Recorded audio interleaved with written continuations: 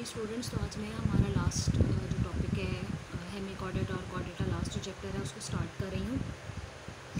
Phylum Hemichordata, Hemy का मतलब होता है हाफ। तो ये ऐसा जो है वो फाइलम है जिसके जो ऑर्गेनिजम्स हैं वो कॉर्डेट्स के जैसे कुछ कैरेक्टर्स रखते हैं और कुछ कैरेक्टर्स उनके अपने हैं, इसलिए इनको कॉर्डेट्स में भी नहीं रख सकते थे, इनको किसी और ग्रुप में भी नहीं रख सकते थे।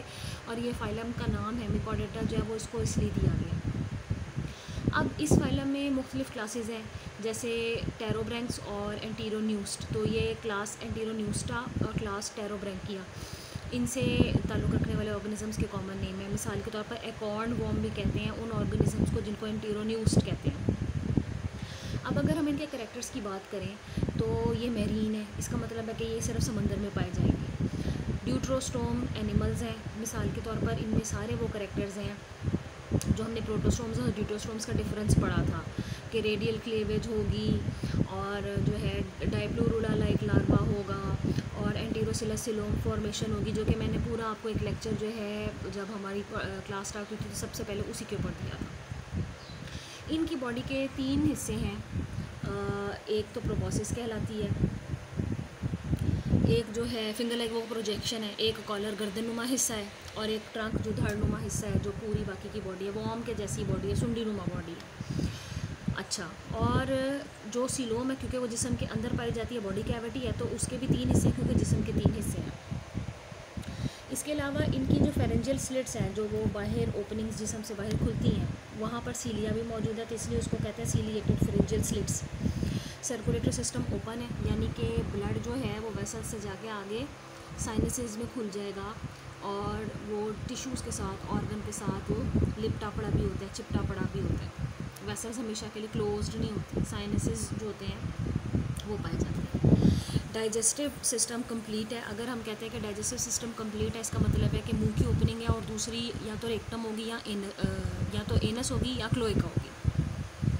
वैसे इनमें एनस होता है और इनका डॉर्सल साइड पर ट्यूब के जैसा पाया जाने वाला जो है वो नर्व कॉर्ड है, वो जनाब उसको हम पूरी तरह प्रॉपर सही तरीके से ब्रेन भी नहीं कह सकते, सादा सा वो नर्वस सिस्टम इनका है। और वो नर्वस सिस्टम है कि एक कॉर्ड पर, एक रस्सी नुमा स्ट्रक्चर पर मुश्तमिल है। अब इसकी पहली क्लास है एंटीरोन्यूस्टा।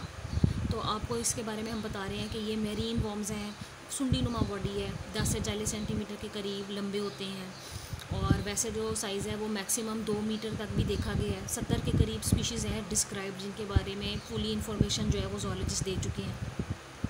ये यू शेप की बरो बनाते हैं, यानी एक दो तरफ से वो जो है आपको उसकी यू शेप आपको वो नज़र आएगी जिस बरो बना कर ही रहते हैं। मडी सैंडी जो सबस्ट्रेट है समुद्रों के अंदर या उन जगहों पर जहाँ पर हाई और लो टाइड्स, यानी जो टाइड्स हैं वो उठती हैं समुद्रों के बीच में, जजीरों के पास, ऐसी जगहों पर जहाँ ये रहते हैं, ये वो बनाते हैं। The common name of anterior-newst is acorn worm is derived from the appearance of proboscis, which is a short conical projection at the worm's anterior end.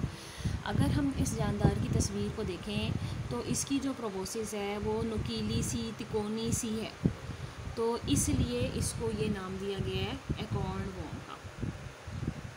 ये देखिए, तिकोनी, आगे की तरफ बढ़ी हुई, नुकीली सी, ये प्रोबोसिस है। ये प्रोबोसिस के अंदर आपको कैविटी दिख रही है जिसे हम कह रहे हैं प्रोबोसिस सिलोम। उसके बाद ये कॉलर नेकलाइक इसका रीजन है, ये देखें यहाँ पर लेबल भी हुआ है। ये इसके अंदर जो सीलोम है, जो हमने जो कहा था कि 3 सीलोम मेन हिस्सों में बटी हुई है, 1, 2 और फिर इसका ट्रंक है और बाकी पूरा लंबा इसके जिस्म का हिस्सा। तो ये ट्रंक की सीलोम है और ये ट्रंक है। अच्छा, ये फेरेंजियल रीजन में थैलियाँ मौजूद है जिन्हें फेरेंजियल पाउच कहते हैं और ये ओपनिंग बाहर की तरफ खुलती है, स्लिट शेप मैंने आपको कई बार बताई है, तो उसको फेरेंजियल स्लिट्स कहते हैं। ये बॉडी की डॉर्सल साइड है, ये बॉडी की वेंट्रल साइड है। तो आप डॉर्सल साइड पर देख रहे हैं कि डॉर्सल नर्व कॉर्ड जो है वो रन कर रहे हैं। तो ये जो जानदार हैं ये सादा से जानदार हैं, कॉम्प्लिकेटेड से ऑर्गेनिज्म नहीं है, सादा सी इनकी बॉडी है। अब हम अपने जो थ्योरी पोर्शन है उसी तरफ वापस आ जाते हैं। ये देखिए, ring like collar is posterior to the proboscis, जैसे कि मैंने आपको भी बताया, और जिस्म का जो तीसरा हिस्सा है वो ट्रंक है और इनमें सीलिएटेड एपिडर्मिस पाई जाती है, यानी वो ऐसी एपिडर्मिस जो लेयर है सबसे बाहर बॉडी के, उसमें भी सीलिया हैं। ग्लैंड सेल्स जो कि रतूबतें पैदा करते हैं वो भी जिस्म पे जा बजा पाए जाते हैं। Mouth is located ventrally between the proboscis and collar. Collar और जो प्रोबोसिस है उसके ठीक नीचे की तरफ जो है वो मुंह की ओपनिंग है, उसकी टिप पर नहीं है। यहाँ शायद इन्होंने आपको लेबल भी, मेरा ख्याल है कि नहीं करके दिखाया होगा, नहीं लेबल है, ये देखिए, ये प्रोबोसिस है, ये कॉलर है, और इनके ठीक दरमियान में मुंह की ओपनिंग है।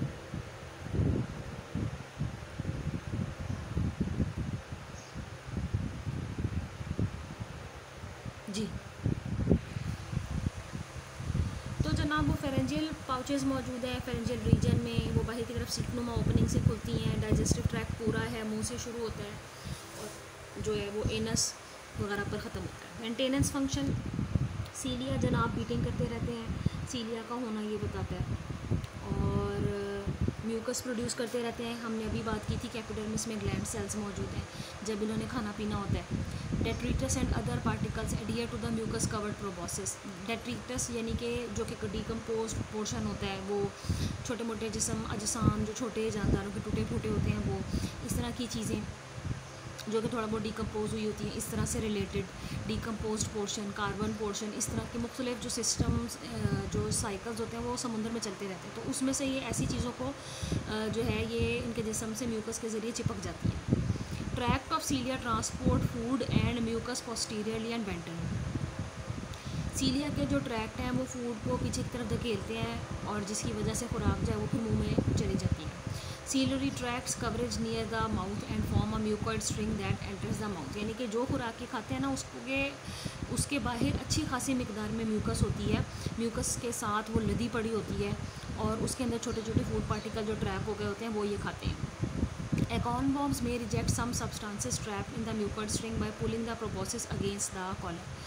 अच्छा, जो चीज़ इनके मुंह में जा रही जिसे इन्होंने नहीं खाना, तो ये अपनी प्रोबोसिस को कॉलर की तरफ लाएंगे और बार बार उस चीज़ को जो कि नहीं खाना, जिसको रिजेक्ट करना है, वो रिजेक्ट भी करते हैं। Ciliary tracts of the collar and trunk transport rejected material and discarded posteriorly. उसको आगे की तरफ भी धकेल सकते हैं, उसको पीछे की तरफ भी धकेल सकते हैं कि उसको हजम ना करना पड़े और उसको निकाल दिया जाए।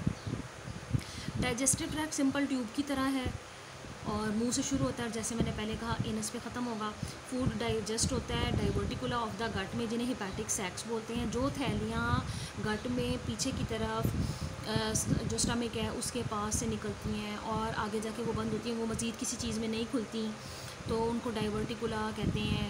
ये मिसाल के तौर पर हेपेटिक सैक्स से इनको नाम दिया गया है क्योंकि यहाँ पर एंजाइम्स रिलीज़ होते हैं। हेपेटिक का वर्ड जो है हैपा का वर्ड, ये मेनली लिवर के लिए बोला जाता है, तो हमारा लिवर भी बड़ा अच्छा काम सर अंजाम देता है। तो यहाँ पर भी कुछ इसी तरह की सिचुएशन है। The worm extends its posterior end out of the burrow during defecation.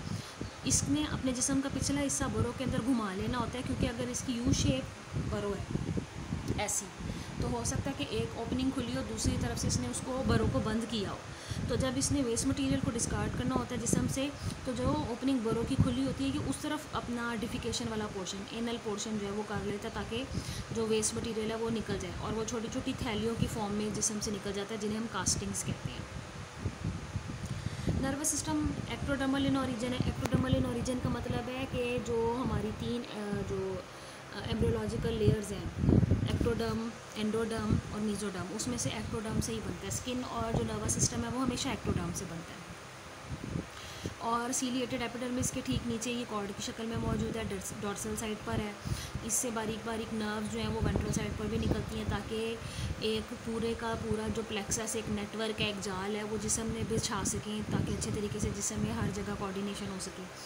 Dorsal nerve is tubular and usually contains giant nerve fibres that rapidly transmit impulses. Giant nerve fibres उनको कहते हैं कि जिसमें न्यूरॉन्स की जो axonal portions होते हैं वो बंडल की शक्ल में बहुत ज़्यादा तादाद में होते हैं।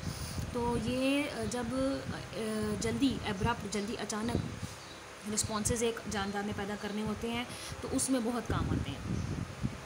गैंग्लिया वो कहता है कि नहीं है।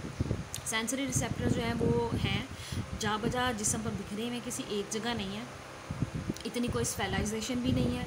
और ये सेंसरी रिसेप्टर्स जो हैं ये इनमें अलग-अलग से हम अभी जो किस्में हैं वो इतनी कोई ख़ास हम स्पेसिफाई नहीं कर सके। छोटे जानदार हैं, रेस्पिरेटरी गैसेस जो हैं और मेटाबॉलिक जो वेस्ट प्रोडक्ट है वो मेनली इनमें अमोनिया बनता है। अक्सर पेपर में पूछ लिया जाता है कि इस जानदार का वेस्ट प्रोडक्ट क्या है, तो उसका नाम जो है वो ज़रूर याद रखा करें, जैसे यहाँ पर अमोनिया। तो ये diffusion across the body wall, thin body wall है उसके थ्रू ही हो जाती है, तो अलहदा से आपको उसमें रेस्पिरेटरी सिस्टम और जैसे कि आप देखो एक्सक्रीटरी सिस्टम भी नज़र नहीं आएगा। In addition respiratory gases are also exchange through pharyngeal slit, जो पानी जिस्म में आता है स्लिट्स के थ्रू जिस्म से बाहर चला जाता है, तो वो भी जो है ब्लड में ऑक्सीजन जो है वो फराहम कर देगा और कार्बन डाइऑक्साइड को निकाल देगा।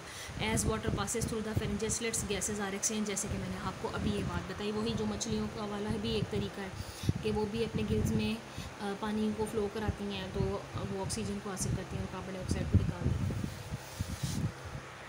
उसके बाद सर्कुलेटरी सिस्टम एकॉन वॉर्म्स का जनाब वो आपको बता रहे हैं कि डॉर्सल और वेंट्रल साइड पर कॉन्ट्रैक्टाइल वेसल हैं। कॉन्ट्रैक्टाइल वेसल का मतलब है कि ऐसी ब्लड वेसल्स होती हैं जिनमें कॉन्ट्रैक्टाइल प्रोटीन्स बहुत ज़्यादा होती हैं, तो वो थोड़ा सा ब्लड को फ्लो कराने में, पंप कराने में मदद देती हैं। ब्लड एंटीरियर साइड पर भी मूव करता है, डॉर्सल और पोस्टीरियर साइड पर भी मूव करता है। डॉर्सल वेसल में भी जो जिस्म के डॉर्सल साइड पर होगी और वेंट्रल वेसल में भी जो कि जिस्म के वेंट्रल साइड पर होगी, उनके दरमियान में ब्रांचेस भी क्वाइट पॉसिबल है कि हों। लेकिन ये जो ब्लड वेसल्स होती हैं ये आगे जाके खुली जगहों में खुल जाती हैं, आगे जाके बंद नहीं होती, कैपिलरीज में डिवाइड नहीं होती, बल्कि खुली जगहों में ओपन स्पेसेस में आके खुल जाती हैं, जिन्हें हम साइनस कहते हैं। All blood flowing anteriorly passes into a series of blood sinuses called glomerulus. जो ब्लड फ्लो करता है वो एंटीरियर साइड पर आकर छोटे छोटे खानों में, छोटे छोटे हिस्सों में, जिन्हें हम साइनस कह रहे हैं, स्पेसेस कह रहे हैं, उनमें आके खुल जाता है, उसको नाम दिया गया ग्लोमेरुलस का। और ग्लोमेरुलस आपको पिक्चर में दिखाया भी गया है, ये जो छोटे छोटे साइनसेस इन्होंने दिखाए हैं।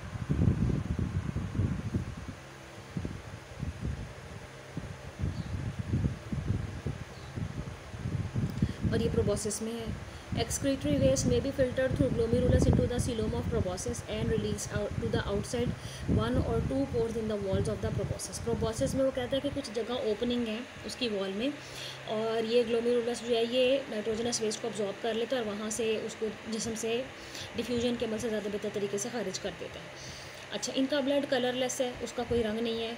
लैक्स सेलुलर एलिमेंट्स, यानी कि उसमें सेल्स भी नहीं है ब्लड में, आपको आरबीसीज, डब्ल्यूबीसीज, प्लेटलेट्स वाली फॉर्मेशन नज़र नहीं आएगी। न्यूट्रिएंट्स और वेस्ट्स जो हैं वो डिस्ट्रीब्यूट करने में मदद देता है। अब बात कर लेते हैं इसकी रिप्रोडक्शन और डेवलपमेंट की। तो जनाब ये डाइशियस हैं, यानी कि मेल और फीमेल दोनों ऑर्गेनिज्म अलग होंगे। गोनेड्स 2 रोज़ में पाए जाते हैं इनके जिस्म में, एंटीरियर रीजन में, ट्रंक के अंदर।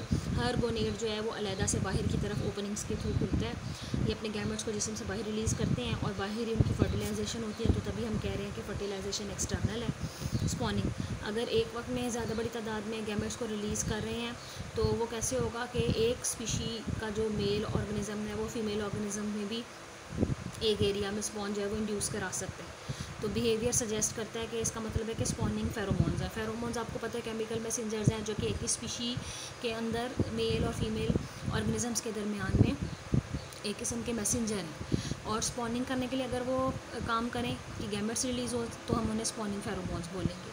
सीलिएटेड लार्वा इनका मौजूद है, लार्वे का नाम है टॉर्नेरिया, और ये स्विम करता है कई दिनों के लिए, कई दिनों से लेकर कई हफ्तों के लिए, और ये फ्लोट भी करता है, तभी हम इसको प्लैंकटन कह रहे हैं। फिर ये लार्वा जो है वो ज़मीन पर आकर सेटल हो जाता है, किसी जगह किसी चीज़ पर आकर सेटल हो जाता है, सबस्ट्रेट उसे कहते हैं, और फिर ये एडल्ट ऑर्गेनिज्म में तब्दील होता है।